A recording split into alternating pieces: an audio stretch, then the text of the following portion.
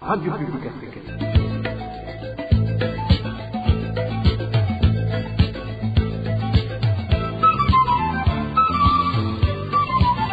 Radio Publique Africaine.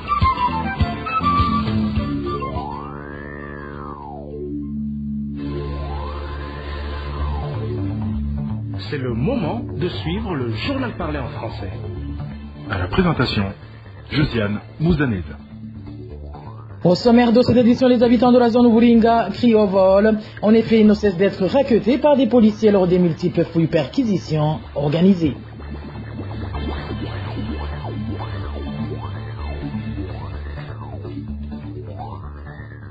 Les parents de Wuti-Hinda s'insurgent contre le fait que leurs enfants interrompent toujours leurs études pour participer à des activités politiques. Le cas le plus illustratif est celui de ce mercredi où ces élèves ont été contraints d'aller accueillir le secrétaire provincial du parti CNDD-FDD en visite dans cette commune de Wuti-Hinda. Vous aurez les détails dans ce journal. Dans ce journal, nous vous parlerons également de la persistance de la pénurie du carburant qui continue à s'observer en mairie de Bujumbura. Voilà pour les grandes articulations. Bien le bonsoir chez vous, mesdames et messieurs. Tout de suite, le développement de ces titres.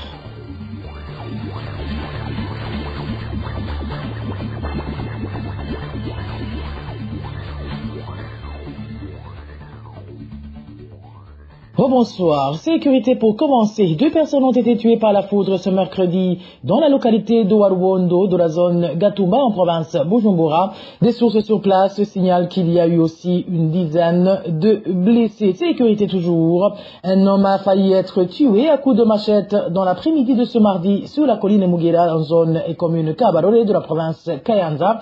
Les informations en provenance de cette colline font savoir que la victime, du nom d'Atana Nyonyungu, âgé de 50 ans, a été grièvement blessé par son fils et est pour le moment en train de recevoir des soins à l'hôpital de Kayanza. Les mêmes sources indiquent que les conflits fonciers seraient derrière cette tentative de parricide, un crime pour lequel d'ailleurs l'auteur est poursuivi par la justice burundaise qui vient de le condamner à 15 ans de prison ferme et à une amende de 5 millions de francs Burundi. En page des droits de l'homme, les habitants de la zone Wuringa en commune Gihanga de la province de Bubanza déplorent les fouilles répétitives dont ils sont souvent victimes.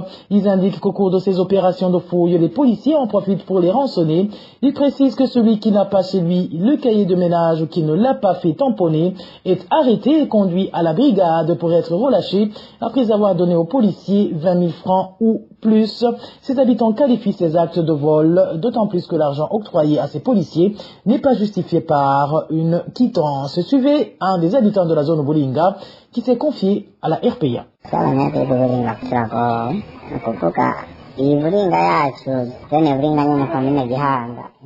La zone Wuringa de la commune Gihanga est souvent victime d'une opération de fouille répétitive au cours de laquelle les policiers en profitent pour nous rançonner. Ils ont transformé ces opérations en business. Les autorités du pays nous ont exigé de posséder des cahiers de ménage et nous avons obtempéré. Celui qui a la malchance d'être identifié n'ayant pas sur lui son cahier ou qui le possède, mais sur lequel le chef colonel n'a pas encore apposé sa signature, est arrêté et conduit à la brigade pour être incarcéré.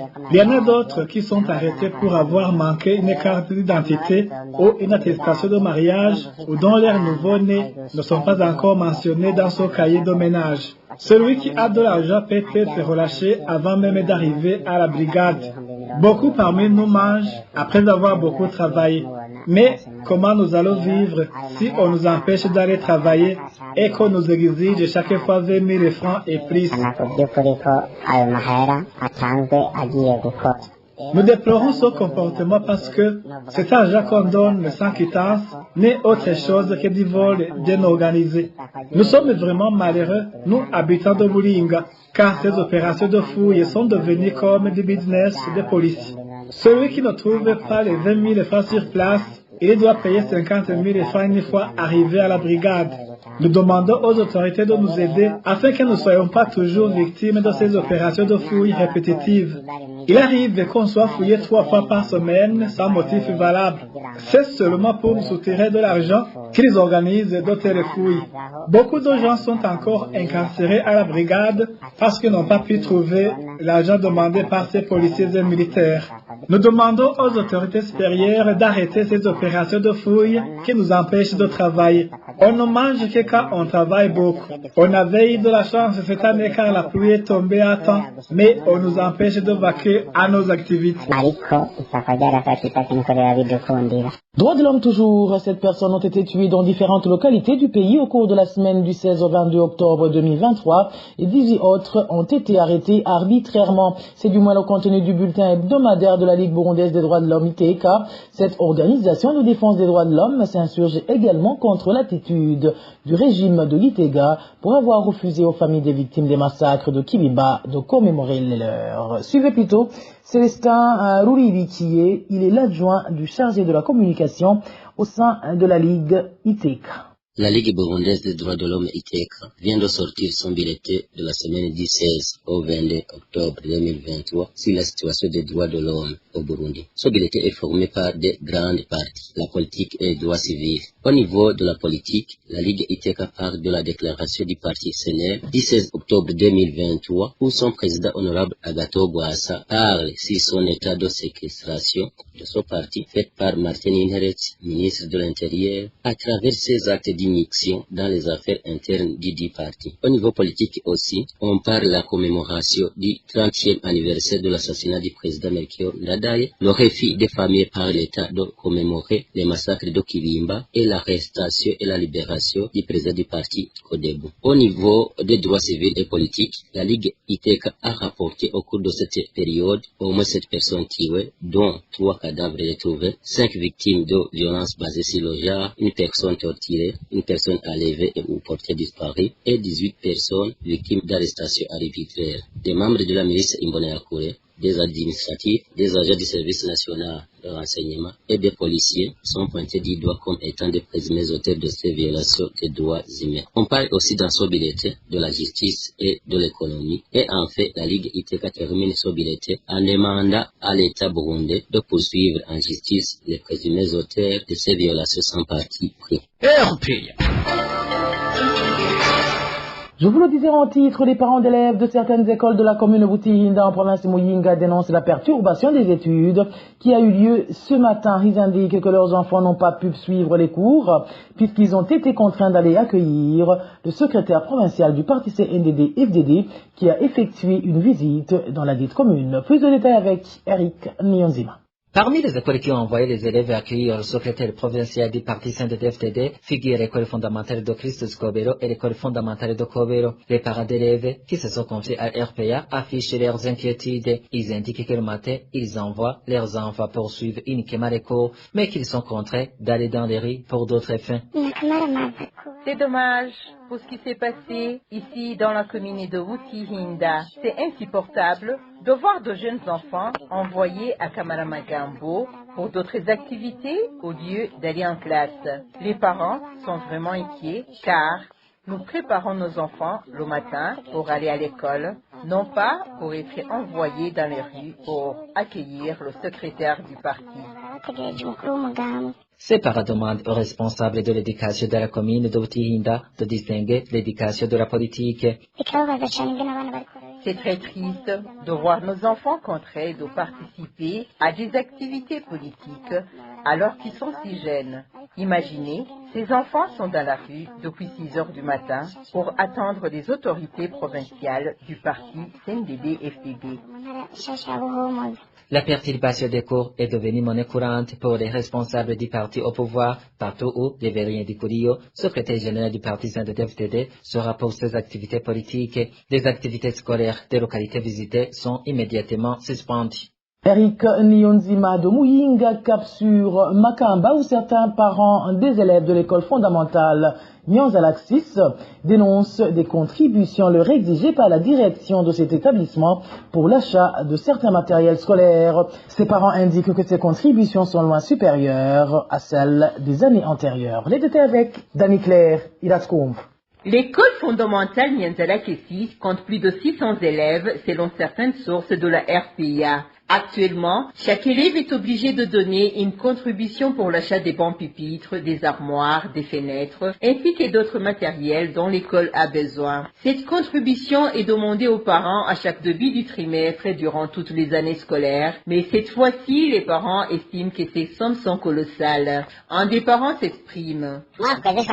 L'année passée, on nous avait demandé 4 500 francs par élève. Cette année, la contribution qui nous est exigée est de 14 000 francs. Cette situation est très difficile et c'est un lourd fardeau pour nous les parents. Pour le directeur de cette école, cette contribution n'est en aucun cas énorme comme le déclarent ses parents. Célestin Heshimana indique que les parents qui ont accepté de donner ces contributions sont plus nombreux que ceux qui se lamentent. Si c'est un parent qui a demandé que nous baissions le montant exigé, est-ce qu'il parle au nom de tous les parents? Nous ne demandons pas beaucoup d'argent et je n'ai jamais entendu des parents qui se lamentent car les 14 000 francs, c'est juste pour le premier trimestre. Ils vont payer au deuxième trimestre une somme de 6 800 francs. Nous les relançons d'ailleurs un appel pour qu'ils payent et comme ça, on va entamer des travaux relatifs à ces contributions. Les parents des élèves de l'école fondamentale Nyanzala Kissis indiquaient pourtant que peu de parents ont eu droit à la parole lors de la réunion à laquelle ils étaient invités et ont tous demandé que les montants contribués soient revus à la baisse. Au cours de l'Assemblée générale, les 3 parents ont eu droit à la parole. Ils ont déclaré que la somme nous exigeait était énorme vu les sources de revenus à notre disposition. À l'heure actuelle, ces parents demandent ainsi à la direction de baisser les contributions exigées, d'autant plus qu'ils devront aussi payer d'autres contributions destinées à d'autres usages. La RPA a téléphoné le directeur communal de l'enseignement à Nyanzarake, Île-de-France Nimaye, pour recueillir sa réaction, mais son téléphone sonnait sans que personne ne décroche. Merci à toi, Dani Claire. Iratkoumva. Parlons à présent économie où la pénurie du carburant de type essence qui vient de durer 3 jours en mairie de Bujumbura perturbe les activités de la population en général, ce qui fait qu'elle enregistre d'énormes pertes économiques. Ainsi, les propriétaires des véhicules qui se sont entretenus avec la RPA se plaignent en disant que le gouvernement devrait résoudre une fois pour toutes ce problème, devenu très récurrent dans le pays, vu que le temps qu'ils devraient passer à travailler pour leur croissance économique, ils le passent à faire la queue devant les stations-service. Suivez certains habitants de Bujumbura, la capitale économique du pays, qui se sont entretenus avec la RPA. À cause du problème de pénurie de carburant, nos véhicules font la queue sur les stations-service depuis avant-hier et jusqu'à présent, il y en a ceux qui n'ont pas encore été servis. Les activités sont paralysées parce que les véhicules n'ont pas de carburant et les prix des denrées ne cessent d'augmenter suite à ce problème. Que le gouvernement se ressaisisse afin de trouver une solution durable à ce problème pour que la vie puisse continuer malgré qu'elle coûte très cher. Les gens qui font du commerce enregistrent d'énormes pertes. Par exemple, pour une personne qui fait le transport du lait de Buringa vers Bujumbura et qui fait la queue devant une station-service, c'est impossible qu'elle fasse son travail. Aujourd'hui, elle a alors eu l'idée de louer un véhicule qui consomme du mazout pour qu'elle puisse continuer son travail. Mais louer un véhicule alors qu'elle avait le sien, c'est une grande perte. Celui-ci est un exemple parmi tant d'autres commerçants qui enregistrent d'énormes manques à gagner.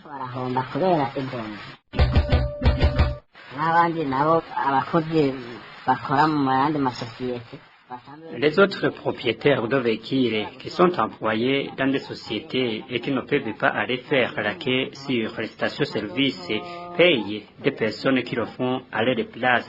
Ce sont des dépenses qui gaspillent la richesse familiale. Le président de la République devrait prendre en main ce problème de pénurie de carburant comme il est en train de le faire dans le domaine de la justice.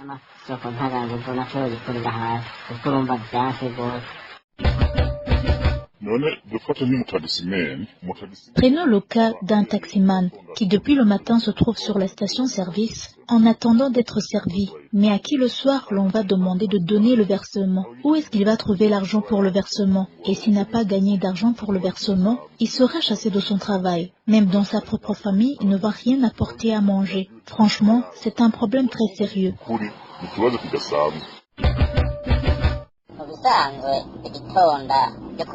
En réalité, faire la queue devant les stations-service nous freine dans le développement économique de nos familles et celui du pays, car le temps que nous passons à attendre d'être approvisionnés en carburant et le temps durant lequel nous serions en train de travailler pour notre propre développement et celui du pays.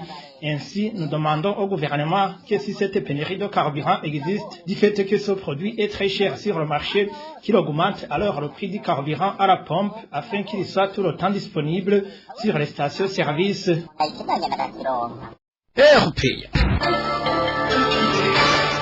Au deuxième jour des cérémonies de son 30e anniversaire, la Maison Shalom a organisé un débat centré sur le concept de Wunhu. Les enseignements en rapport avec ce concept ont été transmis par la Maison Shalom depuis son arrivée au Rwanda. Différentes personnes, y compris les jeunes du camp des réfugiés de Mahama, ont suivi ces enseignements au Rwanda. La RPA s'est entretenue avec Ange Niyonhuru, un des réfugiés qui ont suivi ces enseignements. Le reportage est signé Elvis Liomungere. Ange Niyonhuru est une jeune fille qui a appris le chemin de l'exil jusqu'au cas de Mahama à cause de la crise de 2015 au Burundi. Une fois arrivée au cas de Mahama, elle a eu beaucoup de difficultés à s'adapter au point qu'elle avait perdu tout espoir de l'avenir. J'étais trop désespérée, je n'avais aucun espoir dans la vie, je ne me considérais pas comme un être humain. Partout où j'étais, c'était le désespoir qui se lisait sur mon visage. Je ne voyais aucune raison d'être sur la terre car je me considérais comme quelqu'un qui n'avait rien à contribuer pour son pays. Depuis la mise en place du programme de l'Académie Ubuntu au cas de Mahama, Ange Niyonhuru est parmi les jeunes qui ont eu la chance de le suivre. Ange Niyonhuru nous a parlé des grandes lignes de ce programme qui l'ont marqué. En premier lieu, l'humanisme consiste à avoir l'amour, avoir une empathie envers les autres, se mettre à la place des autres, mais surtout avoir l'envie et la soif d'aider les autres pour qu'ils puissent sortir de leurs problèmes et comprendre leur situation.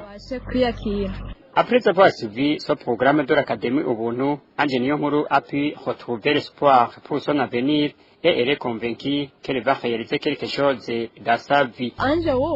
Ange qui vous parle aujourd'hui n'est plus la même. Je me suis adaptée, j'ai presque tout compris sur mon état d'avant. Actuellement, je travaille pour améliorer ma situation et me développer. J'ai déjà compris que ce qui m'est arrivé n'est pas la fin du monde. Pour le moment, j'ai compris que je peux être quelqu'un de spécial dans l'avenir. Ce mercredi, Ange Niyonhuru fait partie des jeunes qui ont eu le diplôme en rapport avec ce programme de Ubuntu. De plus, elle fait savoir qu'elle va transmettre les enseignements de ce programme partout. Elle nous raconte comment elle compte y arriver. Premièrement, pour enseigner à quelqu'un et lui faire comprendre, tu dois lui montrer l'intérêt de ses enseignements. Deuxièmement, tu dois lui montrer que tu as de la compassion pour lui. Par exemple, si c'est quelqu'un qui a un handicap quelconque, tu dois lui montrer que c'est normal et que tu comprends sa situation. Ainsi, tu peux t'approcher de ton sujet et l'enseigner par la suite.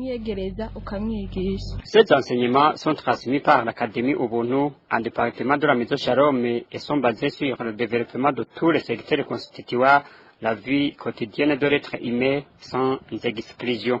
Elvis Niomungiri, au moment où la Maison Shalom souffle ses 30 bougies, la fondatrice de cette organisation humanitaire a, elle, un sentiment partagé entre la joie et la nostalgie. Marguerite Baranghitse aurait souhaité fêter les 30 ans d'existence de la Maison Shalom au Burundi. Je vous propose de la suivre. Humainement, si je n'étais pas chrétienne, j'allais faire le deuil, parce qu'il n'y avait pas de raison de célébrer. Mais parce que je suis une chrétienne convaincue, je sais que l'amour triomphe toujours.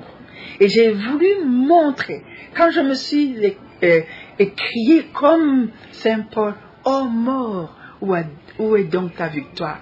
Je suis convaincue. Depuis le samedi saint, quand le Christ a vaincu le mal sur la croix, je suis convaincue qu'il n'y a plus une raison de faire le deuil. Je ne banalise jamais le mal.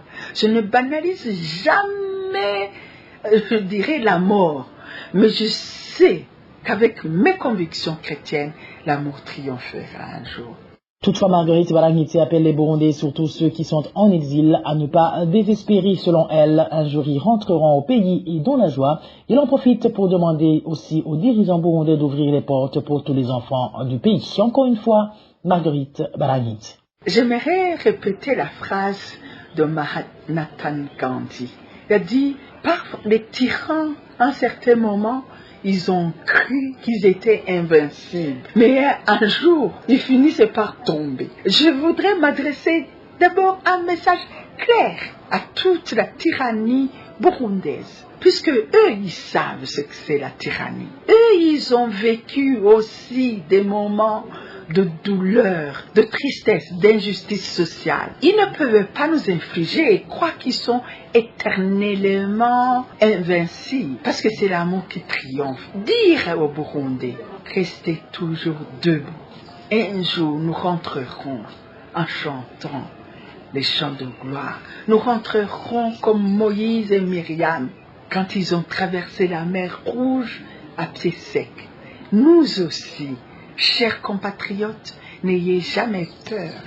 Jamais peur parce que nous sommes toujours du côté de la vérité. Nous voulons, parce que nous sommes 100% burundais, personne ne peut nous forcer à l'exil parce que nous avons beaucoup de jeunes qui étudient et un jour, nous allons recouvrer la dignité d'avoir un pays. Et ce pays, ne me quittez pas. Moi, personnellement, tout ce que je suis en train de faire, et même hier, si vous entendez ce message, je suis en train de célébrer la victoire de l'amour sur la haine, la victoire de la résilience sur le désespoir, la victoire de l'espérance sur le désespoir.